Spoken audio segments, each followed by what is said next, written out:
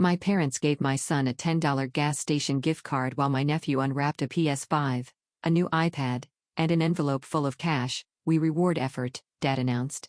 My son had straight A's. I'd paid for my nephew's tutoring. I didn't argue. I didn't see eye. I went home, called my bank, and closed one account. The next Sunday at 9 a.m., my phone lit up with, "I am watching my father hand my son a $10 gas station gift card while my nephew tears the plastic wrap off a PlayStation 5. We are circled up in my parents' living room, the one with cream-colored carpet that nobody is allowed to wear shoes on but everyone manages to spill cranberry sauce on anyway. The artificial tree sheds glitter and fake snow onto the presents below. My sister's boy, Carter, already has a new iPad balanced on one knee and an envelope thick with cash tucked under his leg so it won't get lost in the sea of crumpled wrapping paper. Someone has tied a blue ribbon around the PS5 like it's a show dog at Westminster. My son, Eli, holds a recycled Santa card with a Shell logo taped inside. He is 11 years old. He says, "Thank you, Papa," and he means it because I have raised him to be kinder than the world often is. My father says, loud enough for my sister to smirk from across the room, "Carter's been working hard this year. His grades are really improving. You know how it is, we reward effort in this family." Eli's report card is magneted to my refrigerator at home. Straight A's and 2 handwritten comments from his teachers about kindness. Carter was failing math until 2 months ago. I know this because my sister called me in September to see if I could spot her $90 for tutoring. I spotted it. My hands begin to shake. That's how I get when I'm angry, not loud, not explosive. My throat just clamps shut and my hands tremble like I've been standing in the cold too long. I don't say anything. I stack the torn wrapping paper into a neat pile. I untangle the blue ribbon from around the dog's paw and set it on the coffee table.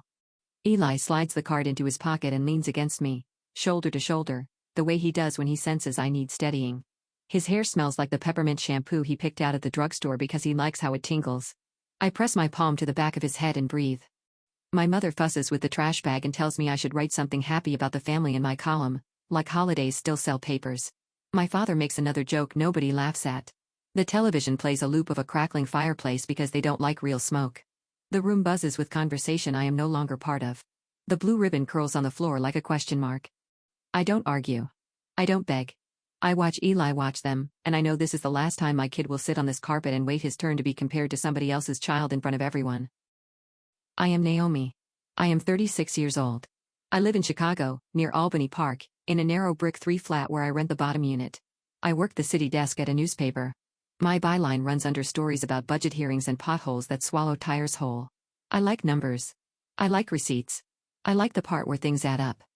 I've been a single mother since Eli was 2. His father and I share custody. It's civil and boring, which is my favorite kind of co-parenting. Eli is quiet in the way that makes people underestimate him. He will stand in a room full of noise and spot the one person who needs help and go do something about it. He brings me coffee-flavored hard candy from the bodega down the street because he thinks it's fancy.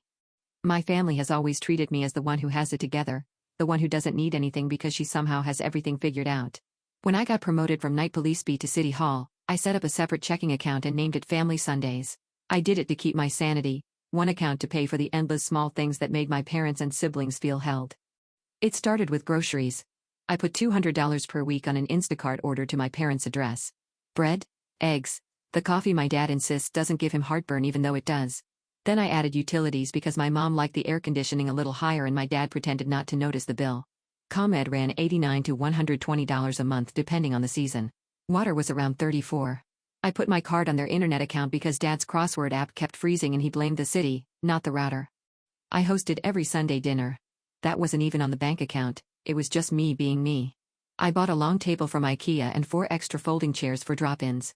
I cooked pot roast, roasted chicken, lasagna big enough to feed a small army. I kept a drawer filled with birthday candles because none of them ever remembered who was turning what. I kept Fix-A-Flat in my trunk for Jake, my brother, because he never checked his tires.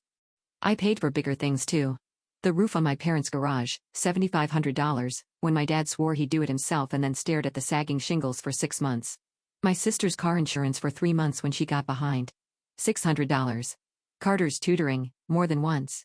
The lake house in Michigan I booked every July through VRBO. 5 bedrooms. A porch that looked out at water so flat it turned the sky upside down. $3,200 if you booked early. They all called it our tradition. My credit card paid the first half in January and the second in May. If someone remembered, they brought marshmallows. It wasn't just money. It was the planning, the group texts, Naomi, can you call the rental to see if they have a grill? Naomi, can you move dinner an hour because of the Bears game? Naomi, can you pick up extra cupcakes because Carter invited 2 more kids to his party? I was the one with the calendar everybody borrowed.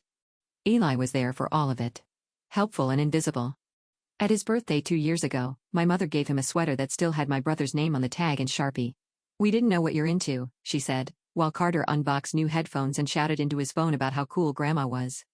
On Cousin's Day, a thing my sister invented for Instagram, they went to a trampoline park and forgot to ask if Eli wanted to come. Oh my gosh, it was so last minute, she texted when I asked why Eli's face wasn't in any of the photos.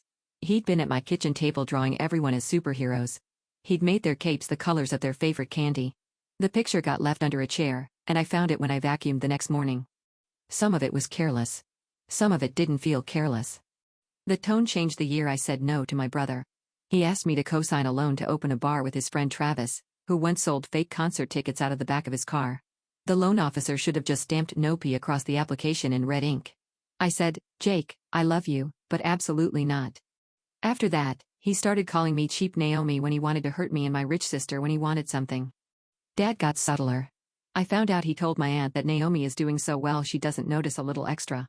A little extra turned into me floating the family phone plan for 2 months while my sister figured out her Venmo, and then 3 months, and then it's just easier if you leave it. I kept telling myself I was building a net that would hold all of us, that I was doing what I wish someone had done for me when Eli was a baby and I was bouncing him on one knee while writing a story about potholes that had swallowed a city bus. I told myself it was temporary. A season. I told myself the money wasn't the point, family was. Then we got to that living room with the cream carpet and the blue ribbon. And my father told my straight-a kid that he didn't earn a real gift while my nephew, who was a child and not at fault for adult choices, was held up like a donation plate. It wasn't about a game console. It was about who counted when the envelopes were passed and who was always expected to pick up the check. On the drive home, Eli holds the $10 card in both hands like it might bite him. I watch the road when I'm upset because it lets me pretend I'm focused on something concrete, like a lane line, instead of all the messy thinking in my head. It's okay, Mom, he says. It's not, I say. Simple and honest. I like gas station candy, he says, trying. And then he laughs once, a little dry sound. Can I use it for gummy worms? Of course we stop. Not just for milk, but because he asks. He buys gummy worms and a scratch-off Christmas crossword because he thinks I'll like it. We win nothing. He cheers like we've won anyway. At home, he puts his peppermint shampoo hair under a beanie and settles on the couch with a book he got from his dad's parents. I stand in the kitchen with my hand on the refrigerator, feeling the cold through the metal. His report card, with the comments about how he helped a new student learn the lunch line, stares back at me like a receipt. Proof in neat columns and numbers. I set my laptop on the kitchen table. The table has a scratch from when we moved in and a leg that wobbles unless I wedge a folded napkin under it. I open my bank's website. First Midwest. 2-factor authentication. The little spinning circle that makes you question your choices for a second. My family Sunday's checking account sits in the list under my personal checking and savings. I click. The balance is $7,842.13. It feels like a lot and like nothing, depending on who's looking at it. Upcoming scheduled payments scroll underneath like a to-do list. Instacart, scheduled every Sunday morning at 9 a.m., $175. ComEd AutoPay, pending January 4th, $92.17. Water Department, $35.50. VRBO balance due May 15th, $2,800. The Our Sundays group text will blow up by noon tomorrow with what time is dinner and can Jake bring his friend and someone asking me to send the address for the 5th time like they don't have GPS. I open the bank's chat feature and ask the bot if I can close an account online. The bot tells me I'll need to call. Fine. I grab a pen. I dial the bank from the number they have on file so I can skip the extra verification questions. I sit there listening to the recorded voice tell me my call matters while my cat sniffs the Instacart receipt I stuck to the fridge with a magnet that says World's Okayest Cook. A woman named Brenda comes on the line. Hi, Naomi. How can I help you today? I need to close a checking account, I say. My voice sounds like it belongs to someone who has planned to do this for a long time and just didn't know when the right moment was, end quote. Which I guess is true. She asks me the usual security questions. Last 4 of my social. My mother's maiden name. The balance of my last deposit. She asks if anyone else is on the account. No, I say.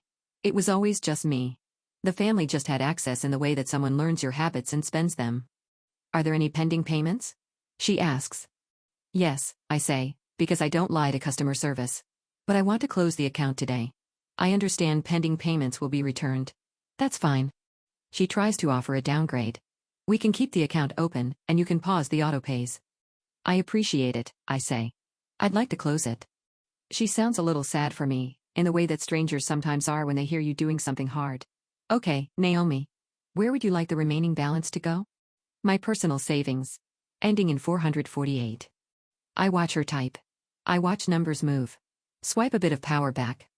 She reads me a confirmation number. I write it on the Instacart magnet with my reporter's hand, crisp and exact. She tells me to destroy the debit card for that account. I pull it from the drawer, white plastic, the bank's logo worn off from years of grocery store scanners, and cut it in half with the kitchen scissors.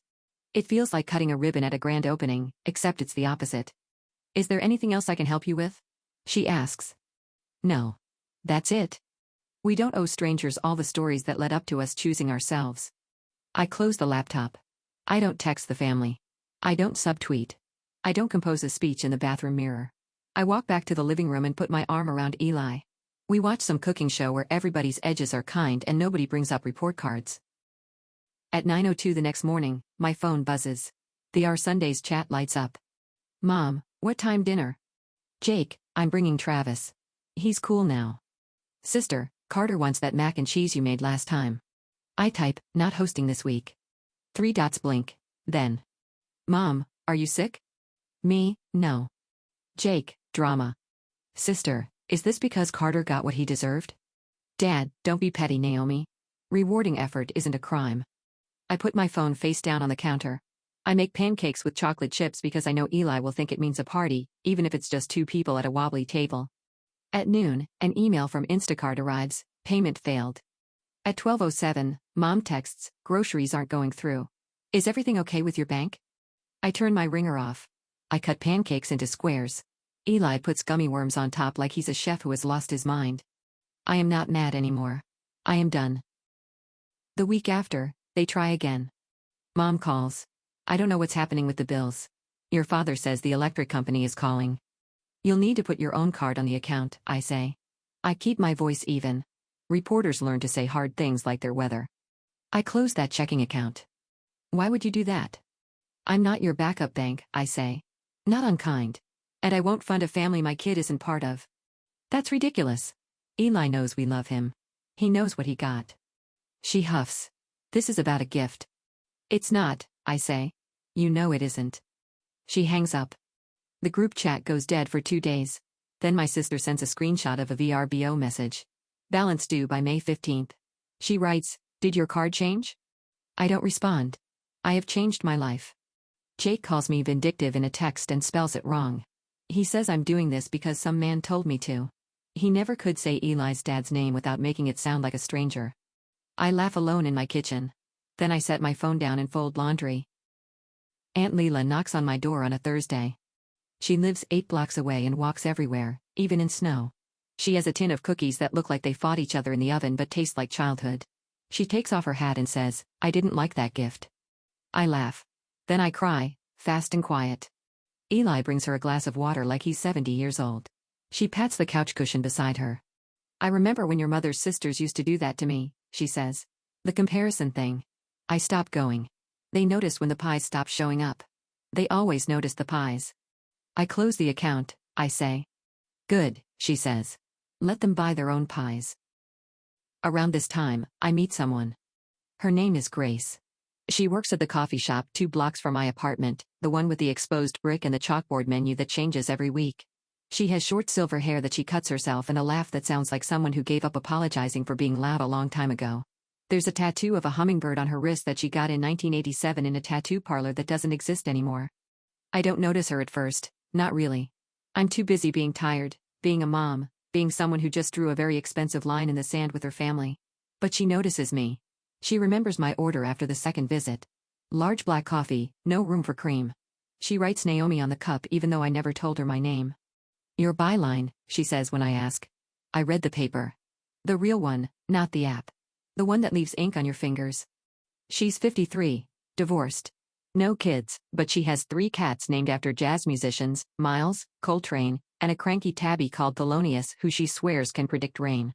She teaches pottery classes at the community center on Tuesday nights and swears she's going to write a memoir about her years as a backup singer for a band called the Velvet Disasters. I've never heard of them. She shows me a faded photograph on her phone, her at 24, all wild curls and sequin dress, standing on a stage in Memphis. I believe every word of her stories. We start talking, really talking, on a Sunday when Eli is at his dad's. I'm sitting at the corner table with my laptop, pretending to work on a story about city council redistricting, when she brings me a scone I didn't order, blueberry. Still warm. You look like you're carrying something heavy, she says. Just family stuff, I say. She sits down across from me, uninvited, like we've known each other for years. She folds her hands on the table, strong hands, clay still under one fingernail, and waits. Family stuff is never just anything. I tell her about Christmas. About the gift card and the PS5 and the blue ribbon. About the account I closed and the calls I'm not returning. I tell her about the way Eli leaned against me like he was the parent and I was the one who needed protecting. I tell her more than I mean to, and she listens without trying to fix anything. She doesn't interrupt. She doesn't compare her story to mine. She just lets me empty out all the sharp pieces I've been carrying. When I finish, she says, "You know what I think?" "What?"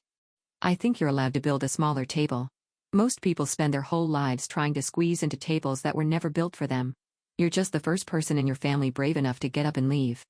I think about that for days. I think about it when I'm washing dishes and when I'm driving to work and when I'm watching Eli do his homework with his tongue sticking out the corner of his mouth the way he does when he's concentrating. Grace becomes a regular part of my Sundays. Not in a romantic way, not yet, maybe not ever, but in the way that matters more than labels. She shows up with pastries from the shop, slightly misshapen ones they were going to throw out. Lopsided croissants. Scones that collapsed in the middle. They taste the same, she says. People are just snobs about symmetry. She teaches Eli how to make a pinch pot at her apartment one Saturday afternoon. Her place smells like sandalwood and old books, and there are finished pieces on every surface, bowls and vases and strange little sculptures of birds. Eli is careful and focused. He gives her a pot shaped like a cat that looks more like a potato with ears. She puts it on her windowsill anyway, right next to Thelonious' favorite napping spot. "It's the ugliest thing I own," she tells me later, grinning. "I love it." She doesn't ask about my family. She doesn't offer advice. She just keeps showing up, and somewhere along the way, I realize that's what I've been missing: people who show up without keeping score. People who don't need a spreadsheet to remember your birthday. My mother comes to my door on a Sunday with grocery store flowers, the kind that die in 3 days no matter what you do. "Let's talk," she says. "We can talk," I say, stepping onto the porch and closing the door behind me so Eli can keep building his Lego ship in peace. "But I'm not your backup bank. I'm off your accounts. I'm not hosting." "How are we supposed to do holidays?" she asks, genuinely bewildered. "Like everyone else," I say. "Figure it out together. Share the work, or don't." Dad keeps saying, "It's not that deep. It's just gifts." I say, "You made it that deep." He switches to, "You're overreacting." I say, "I didn't react. I took my name off a bill." They try to guilt me. "Family shouldn't keep score," my sister writes. The same week, she sends me a Venmo request for $14.99 for a streaming service she forgot wasn't actually free. I repeat my line like it's the only sentence I know. I won't fund a family my kid isn't part of. Sometimes I add, "You're off my accounts." It feels almost like I'm teaching them a new phrase in a language they don't want to learn. Not everyone bails. My cousin Maria texts, "Do you and Eli want to come over for pizza Friday?" No gifts, just my loud dog. We go. Eli laughs so hard at the dog trying to eat a balloon that milk comes out of his nose. In the car on the way home, he says, "I like it when it's just people who aren't keeping track." He uses that phrase for months, whenever something feels easy. The first big holiday without me as cruise director is Easter. No one sends an address. No ham pictures appear on Facebook. On Monday, Mom texts, "We ended up at Chili's." It feels like a confession. I write back, "Hope the chips were good." It isn't snark. I genuinely wish them chips that don't break in the salsa. By summer, the VRBO host has probably rebooked our slot.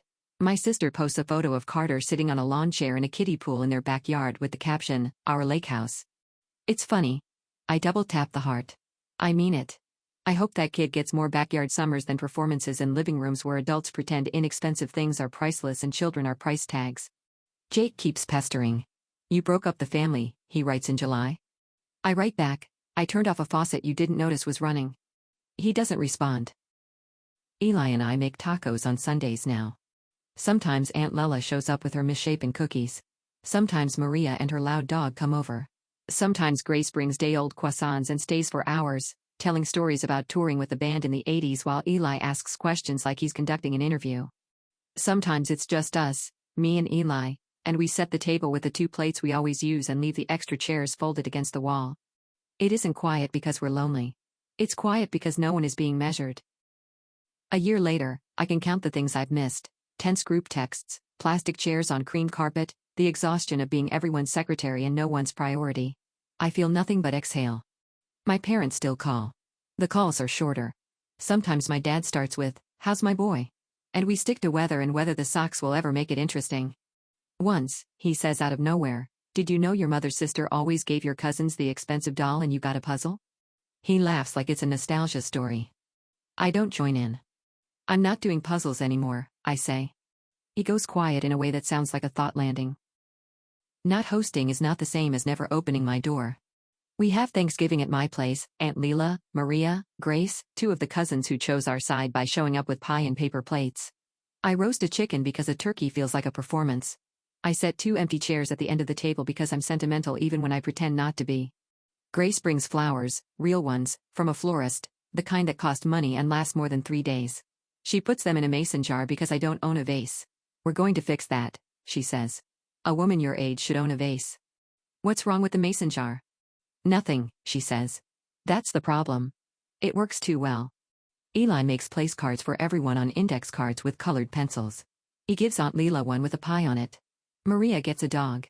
Grace gets a coffee cup with steam rising from it. Mine says, "Mom, editor-in-chief of Sundays."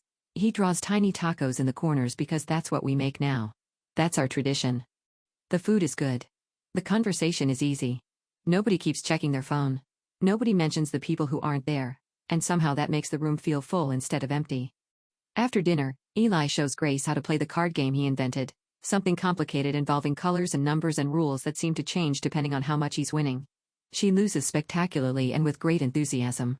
"I've been hustled," she announces, "by an 11-year-old. 12 next month," he says. Even worse. I stand in the doorway between the kitchen and the living room, holding a dish towel, and I think, this is what it was supposed to feel like. This is what family is supposed to be. No one sits in the empty chairs. I don't stare. I put them away before dessert. Eli's place card for me goes on the fridge next to his new report card and a drawing he titled Our Table. In the drawing, he made the chairs too big and the plates too round and all of us smiling in a way I used to think kids drew when they wanted to convince themselves of something. This time, it looks like a mirror. I redirect the money. That first night after I closed the account, I moved $7,842.13 into my savings. A month later, I opened a $529 for Eli with $5,000 and set up a recurring transfer of $200 a month. I showed him the statement because I believe children should see the lines that lead to their futures. He squints at the numbers like they're a secret code. "So this is for college?" "Or whatever you want to learn," I say. We celebrate with gas station gummy worms. We use a $10 gift card. It feels funny and full circle and perfectly fine. We skip the big lake house. In July, I find a 1-bedroom cabin on a little river in Indiana where the mosquitoes own the place and the owner leaves a tackle box for guests. It costs $480 for 3 nights. The cabin has no Wi-Fi, which Eli pretends to be upset about for approximately 7 minutes before he discovers a shelf of old paperback mystery novels. On the first morning, we sit on the tiny porch with coffee, mine black, his mostly milk with a splash of coffee he calls grown-up chocolate milk, and watch the river move like it has somewhere important to be. A heron lands on a rock and stays for half an hour. Eli doesn't move. He barely breathes. When it finally flies away, he turns to me with his eyes shining and says, "Mom, did you see that?" I did. I did see it. He catches a fish that's more hook than body. We let it go. He names it Gerald and makes me promise not to tell anyone he named a fish. I am telling you now. Sorry, Eli. At night, you can hear trains in the distance, long mournful sounds that make you feel like you're inside a song someone hasn't finished writing yet. We make s'mores in a pan on the stove because the fire pit is more ambition than either of us has. The chocolate gets everywhere. We don't care. He falls asleep with a book on his chest, one of the old mysteries from the shelf. I pull the blanket up to his chin and look at him for a long time, his eyelashes, the way his hair falls across his forehead, the soft rise and fall of his breathing. I think about all the lake house summers he missed being a background character in someone else's vacation photos. I think about how this tiny cabin, this quiet river, this peace, is worth more than 100 porches overlooking water so flat it turns the sky upside down. I write a column about a budget hearing and a pothole and a woman who stood up with a receipt and asked the city to explain itself. I don't put my family in it. I don't need to. Grace texts me a photo of the cat potato on her windowsill. Still ugly. Still my favorite. I send back a photo of Eli asleep with his book, same. She sends back a single heart emoji. It's the first emoji she's ever sent me. I save the whole conversation. Sometimes people think the moral is that my parents learned their lesson and now we all eat at the same table. That's not the story. The story is I stopped paying for a table that had rules my son would never meet and built one where everyone who sits gets seen. My boundary is quiet now. It doesn't need to be announced every Sunday. If they ask, I repeat it, calm as weather, I'm not your backup bank. You're off my accounts. I won't fund a family my kid isn't part of. When my dad drops off a bag of oranges because they were on sale, he looks around my kitchen like a man recognizing a new country. He stares at the drawings on the fridge, Eli's superheroes, the place card, the cat potato photo Grace printed out for me. He's good, my dad says, nodding at Eli's artwork. He is, I say. I sent him home with leftover tacos and no calendar invites. The cream carpet can stay clean without us. My table wobbles unless I put a napkin under it, but it's surrounded by people who show up without scorecards. That's enough. That's more than enough.